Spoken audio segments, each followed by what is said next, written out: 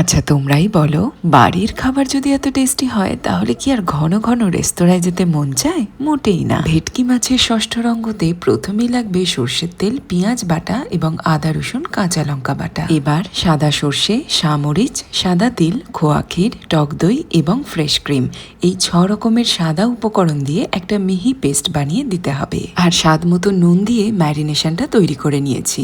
এবার ভেটকি মাছের ফিলেগুলো দিয়ে মশলায় ভালো করে মাখিয়ে 1 ঘন্টা রেখে দিয়েছি। কলা পাতাগুলোকে হালকা করে একটু আগুনে সেঁকে নিয়েছি যাতে নরম হয়ে যায়। এবার ঠিক পাতুরির মতোই এক একটা পাতার ভেতরে মাছের ফিলে কিছুটা মশলা আর কাঁচা লঙ্কা দিয়ে মুড়িয়ে নিতে হবে। তারপর প্যানে সর্ষের তেল গরম করে মাছগুলোকে উল্টে পাল্টে ভালো করে ভেজে নেবে প্রায় 4 থেকে 5 মিনিটের মতো। ব্যাস, তাহলেই তৈরি হয়ে যাবে গরম গরম ভেটকি মাছের ষষ্ঠ রঙ্গ। এই দারুণ রেসিপির আইডিয়াটা পেয়েছিলাম একটা বাংলা ছায়াছবি দেখে।